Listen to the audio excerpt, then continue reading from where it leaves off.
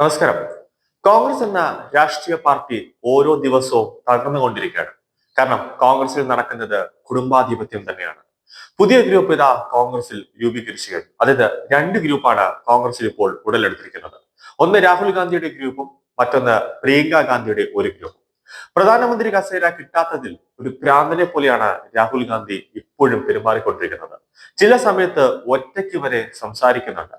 പ്രധാനമന്ത്രിയാകാൻ എന്ത് ചെയ്യാം എന്ന് ആലോചിച്ച് നടക്കുകയാണ് നമ്മുടെ പ്രതിപക്ഷ നേതാവ്. ഇന്ത്യക്ക് ഒരു പ്രതിപക്ഷ നേതാവ് ഉണ്ട് എന്ന് പറയുമ്പോഴും അത് ഡമ്മി പ്രതിപക്ഷ നേതാവാണെന്ന് കോൺഗ്രസിലെ നേതാക്കൾ തന്നെ പറയുന്നുണ്ട്. 2019 അപേക്ഷിച്ച് കൂടുതൽ സീറ്റ് കോൺഗ്രസ് നേടി, എന്നിട്ടും എന്നെ എന്തുകൊണ്ട് പ്രധാനമന്ത്രിയാക്കുന്നില്ല എന്ന ചിന്തയിലാണ് BJP മുതിർന്ന നേതാവിന്റെ മൂക്ക് വരെ രാഹുൽ ഗാന്ധി ഇടിച്ചു പരത്തിയത്. ഇതോടെ ഇന്ത്യ സഖ്യത്തിൽ നിന്നുമുള്ള പ്രതിപക്ഷ നേതാക്കൾ രാഹുലിനെ മുന്നണിയുടെ തലപ്പത്ത് നിന്ന് മാറ്റിയില്ലെങ്കിൽ തിരഞ്ഞെടുപ്പിൽ വലിയ വില കൊടുക്കേണ്ടി വരുമെന്ന് അവർക്ക് കാര്യം മനസ്സിലായി. ഇതോടെയാണ് പ്രിയങ്ക ഗാന്ധിയെ ഇന്ത്യ സഖ്യത്തിന്റെ നേതൃപദവിയിലേക്ക് എത്തിക്കാൻ ഇന്ത്യ സഖ്യത്തിലെ എല്ലാ മുന്നണികളും തീരുമാനിച്ചത്. മമത നിലവിൽ പശ്ചിമ ബംഗാളിൽ തിരഞ്ഞെടുപ്പ് നടക്കുന്നത് കൊണ്ട് തന്നെ BJP-യുമായി കൈകൊടുത്തു കഴിഞ്ഞു. അതുകൊണ്ട് ഇനി മമതയെ പ്രതീക്ഷിക്കേണ്ട കാര്യവുമില്ല. ഹരിയാനയ്ക്ക് പിന്നാലെ മഹാരാഷ്ട്രയിലും കോൺഗ്രസ് പരാജയപ്പെട്ടതോടു കൂടിയാണ് പ്രതിപക്ഷ പാർട്ടികൾക്ക് രാഹുൽ ഗാന്ധിയോടുള്ള വിശ്വാസം നഷ്ടപ്പെട്ടത്. പ്രിയങ്ക വന്നാൽ ഒരു വിജയമെങ്കിലും നേടാൻ സാധിക്കുമോ എന്നാണ് ഇപ്പോൾ ഇന്ത്യ സഖ്യം ആലോചിക്കുന്നത്. മാത്രമല്ല, ശൈത്യകാല പാർലമെന്റ് സമ്മേളനത്തിൽ എല്ലാ ദിവസവും സഭാപ്രവർത്തനങ്ങൾ തടസ്സപ്പെടുത്തിക്കൊണ്ടുള്ള രാഹുലിന്റെ രീതികളോട് യോജിക്കാൻ കഴിയില്ല എന്ന് തൃണമൂൽ കോൺഗ്രസും അതുപോലെ തന്നെ ഇന്ത്യ സഖ്യത്തിലെ പ്രതിപക്ഷ നേതാക്കളും നേരത്തെ തന്നെ പറഞ്ഞതാണ്. മോദിയെ നേരിടാൻ രാഹുൽ ഗാന്ധിയുടെ തന്ത്രങ്ങൾ വില പോകില്ല എന്നാണ് ശരത് പവാറും ലാലു പ്രസാദ് യാദവും പറയുന്നത്. ഇതാണ് രാഹുൽ ഗാന്ധിയെ മാറ്റി പ്രിയങ്ക ഗാന്ധിയെ ഇന്ത്യ സഖ്യത്തിന്റെ നേതൃപദവിയിലേക്ക് എത്തിക്കാൻ ഇന്ത്യ മുന്നണിയിലെ എല്ലാ പ്രതിപക്ഷ നേതാക്കളും ഒരു തീരുമാനം കൈക്കൊണ്ടത്. പ്രിയങ്കയുടെ പ്രവർത്തനം ശരിയായില്ലെങ്കിൽ കോൺഗ്രസിൽ നിന്നുള്ള അധികാരം പ്രതിപക്ഷ നേതാക്കൾ ഇങ്ങെടുക്കും. കോൺഗ്രസ് അനുദിനം ദുർബലമാവുകയാണെന്നും പ്രതിപക്ഷ പാർട്ടികൾ തിരിച്ചറിഞ്ഞു കഴിഞ്ഞു. കാരണം ഇന്ത്യയുടെ 28 സംസ്ഥാനങ്ങളിൽ 22 BJP-യുടെ കൈകളിലാണ്. കോൺഗ്രസ് ദുർബലമാവുന്നതിന് പിന്നാലെ രാഹുൽ ഗാന്ധിക്കും സോണിയാഗാന്ധിക്കും എതിരായ രാജ്യദ്രോഹ കുറ്റം ചെയ്യുന്നുവെന്ന വിമർശനം BJP ശക്തിപ്പെടുത്തി കഴിഞ്ഞു.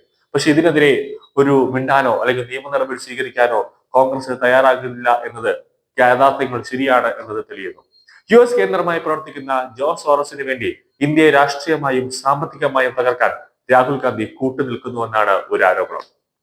അതുപോലെ സിഖ് വിഘടനവാദ പ്രസ്ഥാനമായ ഖലിസ്ഥാനെ ശക്തിപ്പെടുത്താൻ രാഹുൽ ഗാന്ധി പ്രവർത്തിക്കുന്നുണ്ട് എന്ന ആരോപണവും ഇപ്പോൾ ശക്തമായി തന്നെ ഉയരുകയാണ്. മറ്റൊന്ന്, കാശ്മീരിനെ ഇന്ത്യയിൽ നിന്നും വേർപെടുത്താൻ പ്രവർത്തിക്കുന്ന forum of democratic leaders in Asia Pacific foundation എന്ന സംഘടനയുടെ സഹ അധ്യക്ഷയായി പ്രവർത്തിക്കുന്നതും സോണിയാഗാന്ധിയാണ്.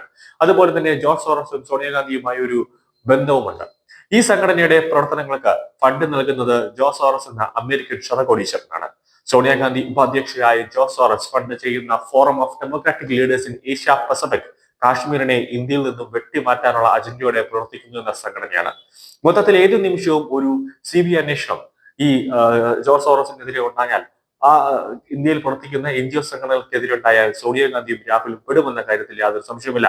അതുകൊണ്ട് തന്നെയാണ് ഒരു NIA അന്വേഷണമൊക്കെ കോൺഗ്രസിനും സോണിയക്കെതിരെ നടത്തണമെന്ന ആവശ്യം ഇപ്പോൾ BJP നേതാക്കൾ തന്നെ ഉയർത്തുന്നുണ്ട്. കോടതി അന്വേഷണം ഏത് നിമിഷവും ഉണ്ടാകാം. ആ ഒരു ഉത്തരവ് പ്രഖ്യാപിച്ചു കഴിഞ്ഞാൽ അത് ഇന്ത്യ സഖ്യത്തിന് വലിയൊരു ക്ഷീണം വരുന്ന തെരഞ്ഞെടുപ്പിൽ ഉണ്ടാകും എന്നത് കൊണ്ട് തന്നെയാണ് രാഹുലിനെ മാറ്റി പ്രിയങ്കയെ ഒരു അവസാന ഒരു കച്ചിത്തുരുമ്പ് എന്ന രീതിയിലേക്ക് പ്രിയങ്ക ഗാന്ധിയെ ഇന്ത്യ സഖ്യത്തിന്റെ തലപ്പത്തേക്ക് എത്തിക്കാൻ ഇവർ ശ്രമിക്കുന്നത്.